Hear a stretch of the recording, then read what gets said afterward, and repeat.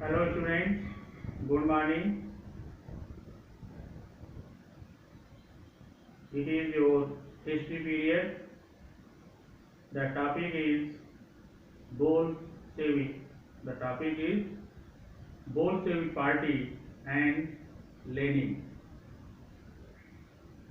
Students, you have studied in previous video about the Bolshevik and Menshevik Party. You know that the Bolshevik Party was led by Lenin. In this topic, we shall study more about Bolshevik and Lenin and what were the aim of Bolshevik. The most important leader of the Bolshevik was Lenin. He organized the Bolshevik Party and made it an important instrument for bringing about the revolution. जैसा कि आप लोग जानते हो, Bolshevik party के सबसे महत्वपूर्ण leader Lenin थे और उन्होंने पार्टी को इस तरह से ऑर्गेनाइज किया था कि वह रिवॉल्यूशन में, रशियन क्रांति में वह एक मुख्य औजार के रूप में काम करे, as an important instrument for bringing about the revolution. Lenin believed in extreme socialism, means समाजवाद के वह बहुत बड़े पक्षधर थे. He was convinced that in a country like Russia, where no democratic institutions or rights existed, a party organized purely on parliamentary line would be of no use. He was convinced that in a country like Russia, where no democratic institutions or rights existed, a party organized purely on parliamentary line would be no use. उनका मानना था कि रसिया जैसे देश में जहां पर कोई भी लोकतांत्रिक संस्थाएं या लोकतंत्र में जिस तरह से राइट्स होते हैं सिटीजन्स के, वह सब कुछ नहीं है. यानी न तो यहाँ पर डेमोक्रेटिक इंस्टीट्यूशंस हैं और न ही पब्लिक को, आम जनता को कोई अधिकार है. तो ऐसी जगह पर जो पार्टी पूरी तरह से संसदीय प्रणाली पर बनी हुई है, उसका कोई यूज नहीं है, क्योंकि वहां पर किंगशिप था, मोनार्की रूल था. जॉर्ज निकोलस सेकंड उस समय का शासक था और वह एक निरंकुश और करप्ट शासक था. इसलिए लेनिन का मानना था कि यहाँ पर संसदीय प्रणाली यानी पार्लियामेंट्री लाइन पर बनी हुई पार्टी का कोई यूज नहीं है. इसलिए वह चाहते थे कि जो जॉर्ज निकोलस सेकंड है, इसका शासन खत्म करके यहाँ पर पार्लियामेंट्री लाइन की गवर्नमेंट बने. He did not recognize any class but the workers.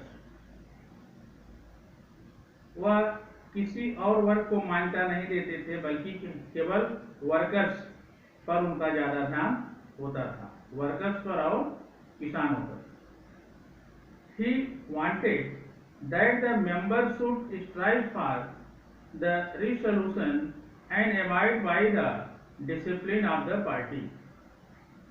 वह चाहते थे कि जो मेंबर्स हैं बोल्शेविक पार्टी के, वह अपना वर्क अच्छी तरह से करें समस्या को सॉल्व करने के लिए, और पार्टी की जो डिसिप्लिन है, जो अनुशासन है, उसको बनाए रखें। The main M of Bolsheviks, Bolshevik party का मुख्य उद्देश्य क्या था? In this heading, we shall study about the aim of Bolsheviks. First aim of the Bolsheviks was uprooting the autocratic and corrupt czarist rule. Means he was in favor of to end of the czarist rule, which was autocratic and corrupt. Second, ending the repression of non-Russian nationalities and granting them the right of self-determination.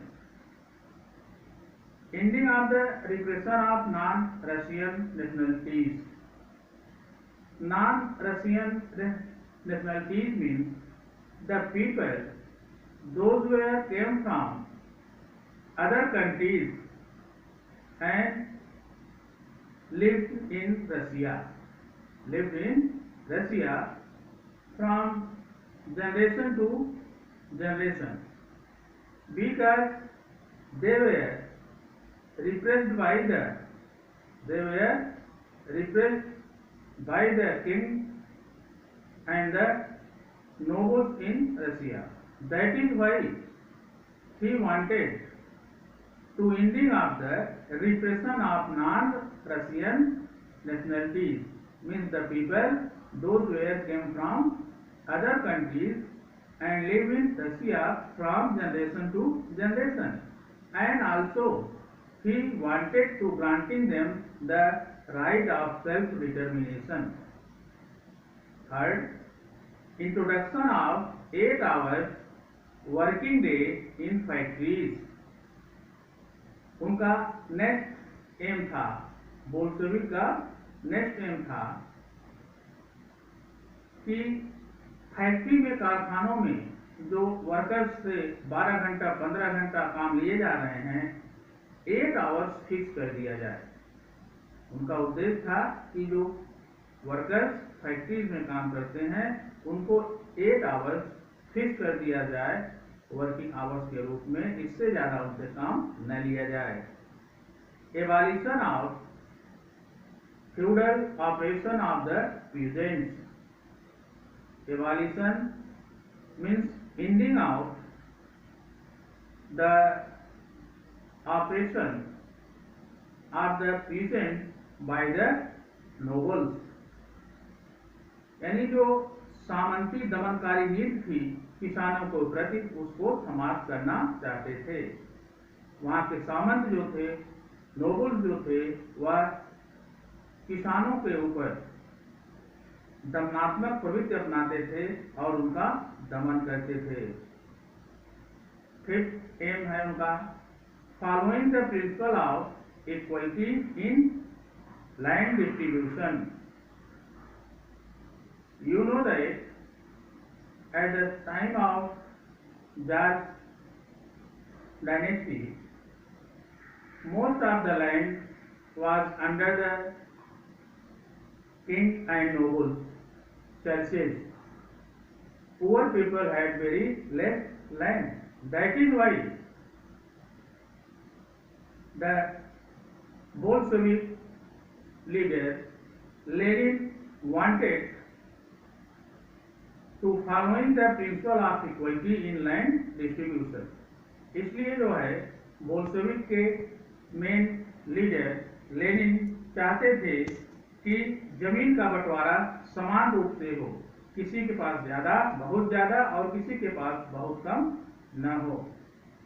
In this way we have study about the Bolshevik party and the Lenin and what were the aims of the Bolshevik. The next heading is Russia's defeat in Russo-Japanese War. Russo-Japanese War was fought between 1904 and 5. In 1905, a big and powerful country like Russia was defeated at the hand of a small country like Japan. Russia एक बहुत बड़ा और शक्तिशाली empire था, साम्राज्य था, लेकिन फिर भी एक छोटा सा देश जिसको जापान कहा जाता है, उसने उसको हरा दिया। यानी एक पावरफुल कंट्री रशिया को एक छोटी कंट्री जापान ने हरा दिया। This terrible and humiliating defeat serve a fatal blow to the honour of country, honour and prestige of Russia.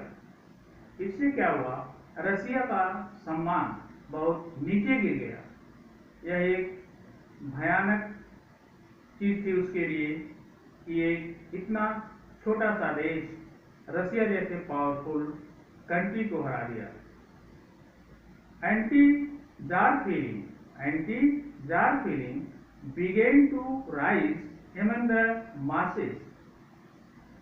इस तरह से बुरी तरह से जापान से हारना रशिया के लिए बड़ा ही शर्मनाक रहा और उस समय जार निकोलस सेकंड वहां का रूलर था, जिससे लोगों की गुस्सा का सामना उसको करना पड़ा, क्योंकि इस तरह बुरी हार का जिम्मेदार वही था। People got themselves prepared to uproot the autocratic and corrupt czarist government. इससे प्रभावित होकर के लोगों ने जार डायनेस्टी का शासन समाप्त करना चाहा, उसको उखाड़ फेंकना चाहा, कि जिससे रशिया में एक निरंकुश और करप्ट गवर्नमेंट समाप्त हो जाए, which had not been able to secure the national prestige and honor. ऐसी सरकार जो देश की इज्जत, देश का सम्मान, आदर सम्मान देश का नहीं बना सकती, ऐसी सरकार को रहने की कोई जरूरत नहीं है। इसलिए वहां के लोग, वहां की जनता रूलर के खिलाफ होकर के क्रांति करने के लिए तैयार हो गए और इस तरह से रशिया में रशियन क्रांति के लिए नींव पड़ी। Your topic is ended and your class is over.